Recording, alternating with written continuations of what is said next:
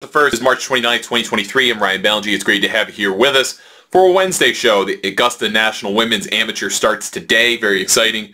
First two rounds Wednesday at Champions Retreat in Evans, Georgia, which is just down the road from Augusta National Golf Club. It's actually a place a lot of folks who are kind of VIPs and members like to stay during the Masters because they have, nines or courses from, I think it's Watson Player and Nicklaus, or Palmer Player. It's some great combination, but very, very nice facility.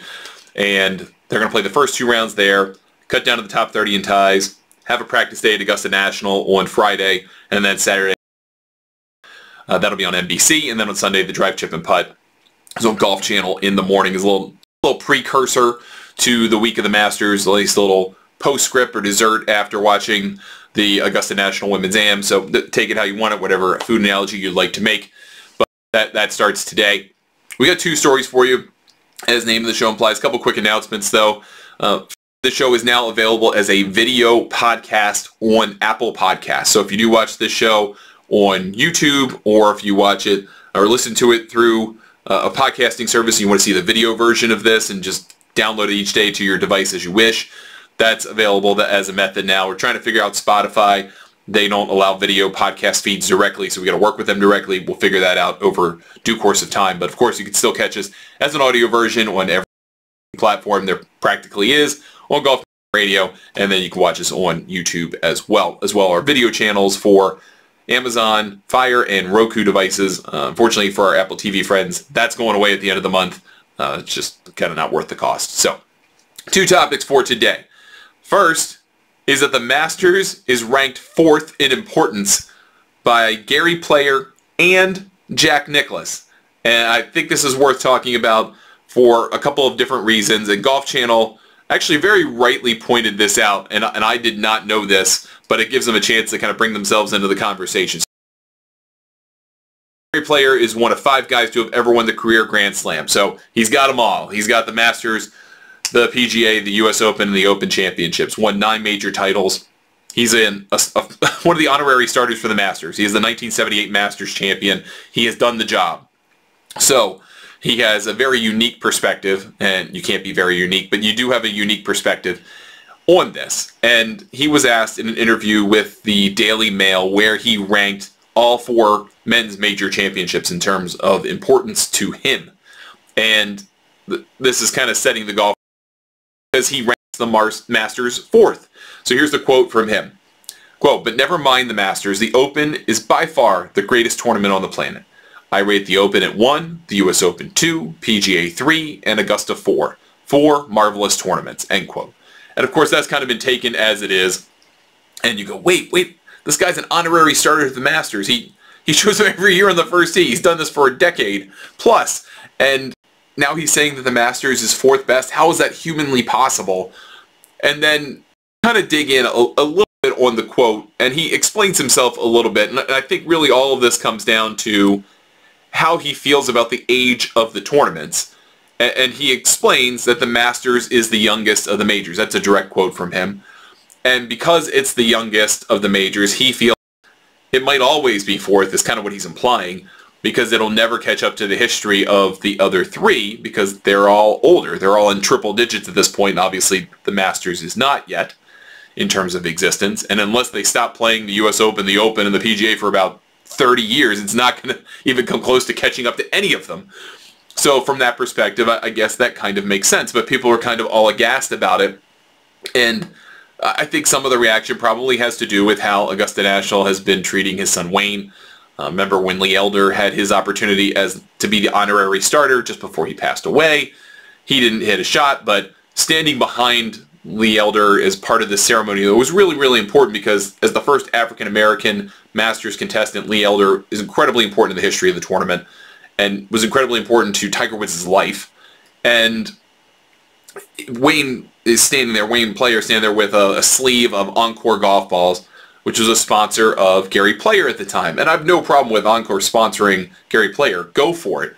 But in that moment, it was really not the right thing to do in an emotional situation to kind of flash a sponsor cameo, so to speak, kind of an integration that maybe a PR person might love, but super cringeworthy. And the Augusta National has not been particularly happy with Wayne since that happened. And from accounts, he is no longer welcome on the grounds. And so people think, okay, well, go back to that incident. Surely Gary Player's a little salty about that, and that's why he's ranking the Masters 4th. And there may be some influence on that. Don't get me wrong. I'm pretty sure there probably has to be some. You can't be thrilled about that.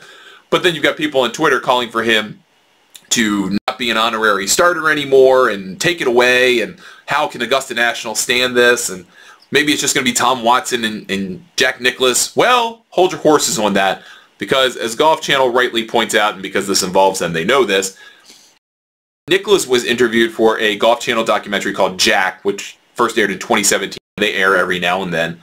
Nicklaus said the Masters was 4th, and he's the one who's won it the most.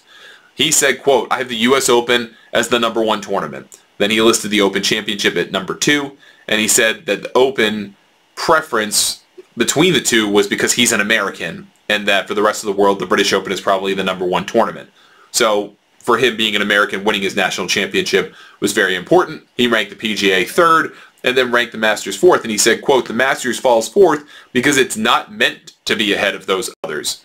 The Masters tournament is not a championship. You can't rank a tournament ahead of championships, end quote. And if you think about those things, the names, the actual formal names of these tournaments, the U.S. Open is the U.S. Open Championship. The Open is the Open Championship. The PGA is the PGA Championship. The Masters is the Masters Tournament. And for whatever reason, championship in Nicklaus's mind means more than tournament. Now, if you were going to make me try to make a distinction between the 4 majors, I think you would say, hey, you've got the Opens, although they aren't quite as open as they once were, right? They've got exemption criteria, and the Open Championship certainly isn't as open as it once was. It's nowhere near. At least the U.S. Open has a good chunk of its field, good, 30-40% of the field comes from qualifying, comes from sectional and final qualifying. The Open isn't really that way anymore. You've got not even 15% of the field comes from open qualifying. So the open aspect of that doesn't mean something. But to Nicklaus, championship versus tournament means something. Maybe that explains how he feels about the Players' Championship. So if you asked him to include the Players' Championship, where does that fit as a championship against the Masters tournament? It also might explain why his tournament on the PGA Tour is called the Memorial Tournament, not the Memorial Championship. He sees a very clear distinction between those things. So to bring it all together, it seems like the greatest players of all time think the Masters as an invitational tournament is not as highly ranked as the others. And Nicklaus said in this interview from 2017, or when he put it together, maybe it was 4/17, who knows. But he said, quote, most people will put the Masters #1, and that's okay. I'd put the Masters #1 as far to play in and enjoy doing that kind of stuff. But as far as importance of the game and being American, the U.S. Open is #1, end quote. And I think if you ask people to rank the 4 majors, a lot of people would say the Masters is #1 if you're in this country. If you're outside this country, a lot of people would say the Open Championship. And maybe for some people for foreign-born, the Masters is #1 for them. But I think the Open with the longest history probably, and also because it's the only one outside of the United States, also has kind of increased its reputation among international golf fans over the years. And that all kind of makes sense. I don't think anyone would rank the PGA Championship #1 for any reason. And no offense to the PGA Championship. It is a fantastic tournament, and it really is important to the history of golf. But I don't think anyone picks that as #1. So then you've got it down to the other 3. And I think for a lot of golf fans, because they've become intimately familiar with Augusta National, because they see the same course every year, because of the drama, because of the smaller field, that ranks #1 for them. And then they're all aghast when other folks who have accomplished a lot in the game might say, well, it's not my #1. It might be the one I want to win, which is the one Nicklaus said, this is the one tournament I wanted to win. I wanted to win the first major of the year. It was the one I put my entire year's work into, trying to win that major championship and start the year with a major championship win. But at the end, for whatever reason, for him, being an American is more important, and winning the national championship is more important. I think if you ask a lot of people these days, the U.S. Open would fall to 3rd or 4th in their ranking. But everyone's a little bit different, And I don't think necessarily we should be aghast that these guys have opinions and that they're willing to share them. Hey, it is what it is. So I don't think that they're necessarily wrong. Once you kind of read their explanation, Jax is very semantic in nature. What is a championship?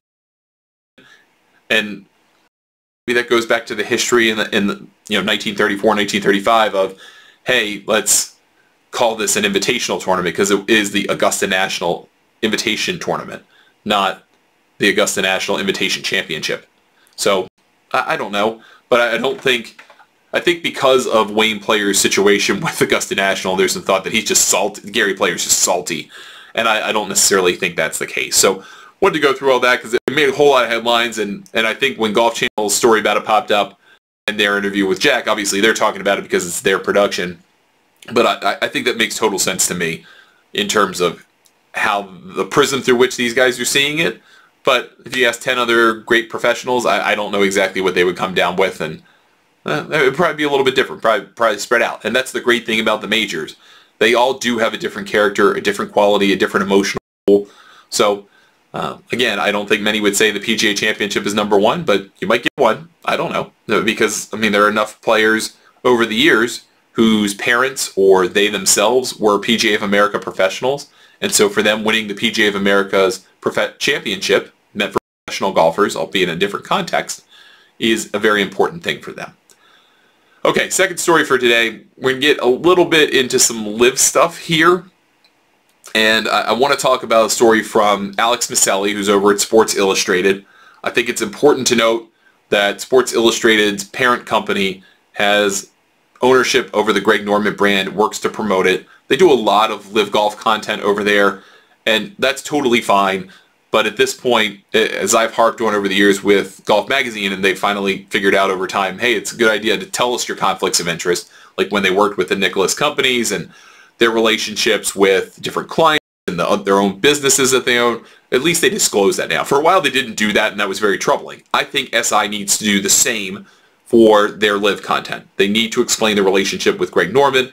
I don't care if it influences or not. You need to put that out there, that there is a financial relationship there, whether you want to say it has anything to do with it or not. But they've talked about it in articles related to LIV, and particularly for their golf ranking, which has been just torched by everybody. But if you're going to talk about LIV and you have a business relationship with the guy who's the commissioner / CEO, I think you have to disclose that every single time. That all said, Maselli's has really good reporting. He's an attorney by trade. He knows the ins and outs of the court cases. He's been following those kinds of things. And so he's kind of doing some reporting here about where LIV is as a business going into Orlando, what they feel their business prospects are for the future, some changes they may make. We talked a little bit about this with Alan Shipnuck, his reporting that he did after the Tucson event. Now we have this leading into Orlando. And Maselli said he talked to 8 different sources within LIV.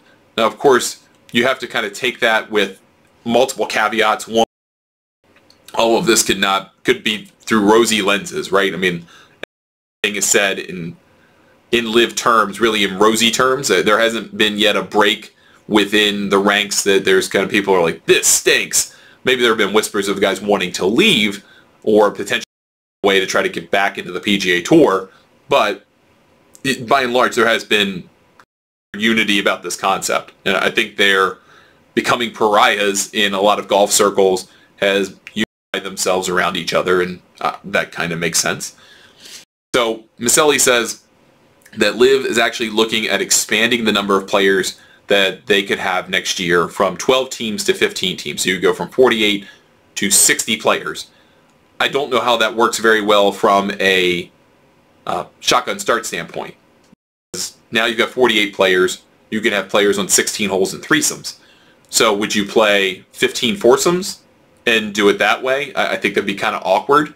But maybe you could instill a reasonable amount of time and get it done in having 15 holes. Or do you spread it out a little bit differently? Because obviously you don't have 20 holes, and you're not going to have A and B, I don't think. Maybe you do. I don't know. Maybe you have A and B on a par 5. But I thought that was interesting from the shotgun start standpoint. You find those players. Now, Maselli says that or they are looking at trying to pull players from the international series on the Asian Tour, Order of Merit, or players that they sign, or players that are just brought in with contracts. I get that talking point that LIV may be realizing their opportunity to sign big players to big contracts is going away, and that they probably aren't going to pick off a whole lot of more big players. So what they're trying to do is shift the financial onus of operations to the teams themselves, which they own 75% of, and they have quote unquote loaned money to operate.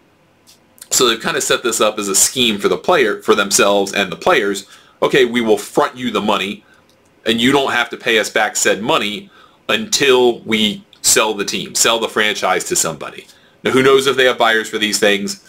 I don't see the inherent value of them, and I'm not sure what to do yet at this point because LIV doesn't make much money.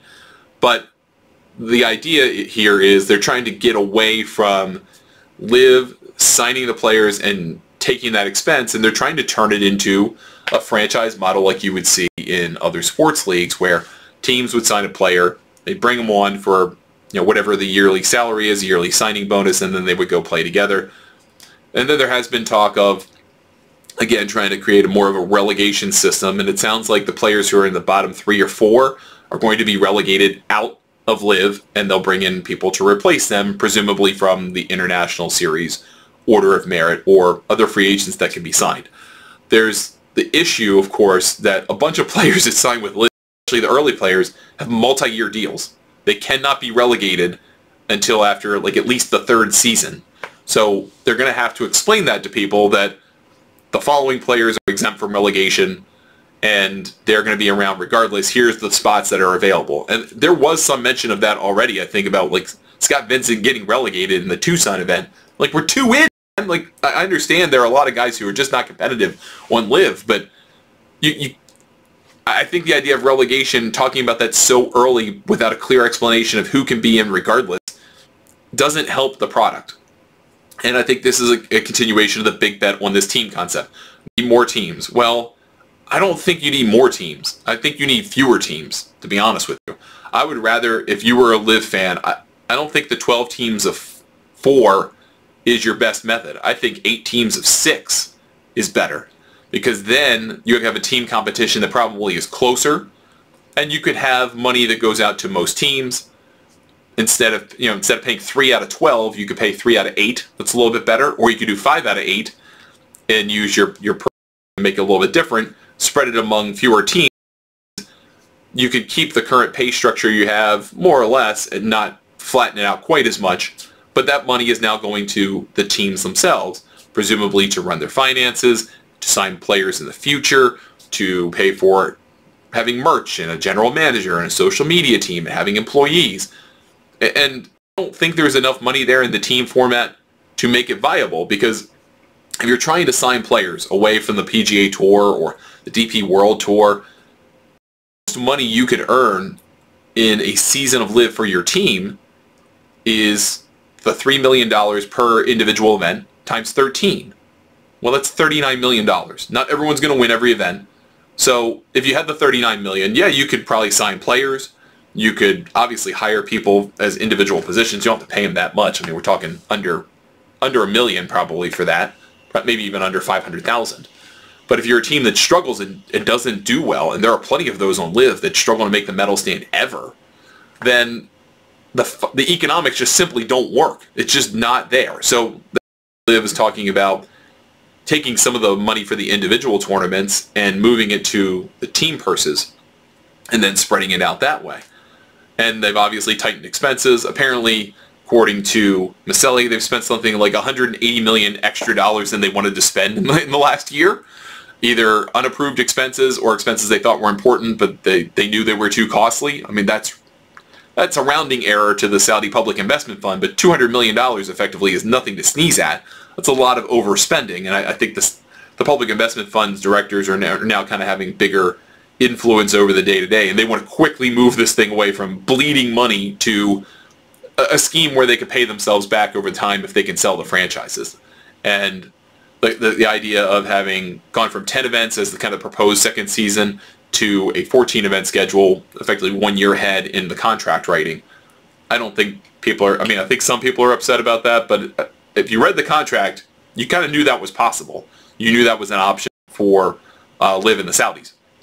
So I don't think there's anything upset about that, and I don't think they plan on really changing the schedule. I don't think they plan on expanding the number of tournaments in future years. Seems like people that sign with LIV are pretty well aware that if they qualify for the majors and they play the 14 events, they've got an 18-event schedule. Maybe you play a couple of others on the Asian Tour and call it a day. And depending on what happens with the DP World Tour, I don't even necessarily think the result of that arbitration case will mean a whole lot to the players on LIV, because I think a lot of them are comfortable and happy playing fewer tournaments in the grand scheme of things. Is it that many fewer than their PGA Tour careers or DP World Tour careers? No, not really, especially if you throw in a couple of international series events. But if you then have access to the DP World Tour, are you just going to up and take starts on the DP World Tour? I really don't think so. I don't think that's going to be the case. So if that even comes down, I don't think it really means a whole lot other than what it is kind of now, where guys show up and it's like, this is weird, you haven't been here in a while and you don't even play, you don't even go here anymore, kind of stuff, to borrow a line from Bianca Belair. So I don't see a big change there. It seems like LIV is finding some footing with a few sponsors. A Mexican, I think, energy oil company signed on to be a sponsor of Sergio Garcia's team, and I'm sure there will be other people who sponsor teams. I think when we first talked about this concept and the backlash against Saudi money, and that still very much exists, but there's still a percentage of the population that doesn't care, and that's okay. That is important to LIV to exist, that you have to cash in on the people who are either disillusioned former PGA Tour sponsors or people who just simply don't care about the source of the money. That's your pool. That's where you can get sponsorship money. Who knows what that money is for? Who knows the amount? Who knows the duration? All of those things can continue on, but I think if the ratings for this week again go down, and when they were down 30%, they went from 0.2 to 0.14. So you went down 30% your first time out. If you go down again from 0.4, let's just say to 0.10, now you've lost half your audience in 3 tournaments. And that's bad, because once your next tournaments are not in this country. They're in Australia, where it should be well received. Sounds like there's a lot of ticket sales already done, maybe sold out. But Australians have largely supported this concept, largely because of Greg Norman's involvement. And then you've got one in Asia right after that, back-to-back weeks. So no one's going to watch that in this country. Not on tape delay. No one watches anything on tape delay. So I don't think that's going to go particularly well. And then you come back, and now you've got to start figuring out the rest of your year. I think they'd be so far behind the 8 ball. I don't know. I'm very curious how that will all work out in the end. But at least for now, that's kind of where things are on LIV, and they play this week at Orange County National. We'll go from there. Valero Texas Open starts tomorrow, TPC San Antonio. We've got the Estara Chile Classic on the Korn Ferry Tour. We've got nothing on the DP World Tour. We've got nothing on the PGA Tour Champions. So not as quite a busy week, but we do have obviously some key tournaments, and very, very excited about that and lead into the Masters. We'll have a show tomorrow for you on 2 at the First. Very excited about that. Getting into some of the stuff from Anwa, and I'm sure there'll be some other stuff to talk about, including how we rank majors apparently, and maybe Dottie Pepper will say like the Du Maurier Championship should be first in everyone's hearts. Who knows? No. But we'll get to that tomorrow. Thanks for listening to the show or watching it, depending on how you consume it. We appreciate it. Follow me on Twitter at Ryan Ballingy. Get a hold of me, Ryan at thegolfnewsnet.com. If you are listening to us through a podcast platform, smash that 5-star button. Help us reach more people. Subscribe to the show. Leave a comment. Same thing on YouTube. Like and follow and subscribe. Leave a comment. Happy to talk to you as always. And we will talk to you tomorrow with a new show of 2 at the First. Have a great day, everybody.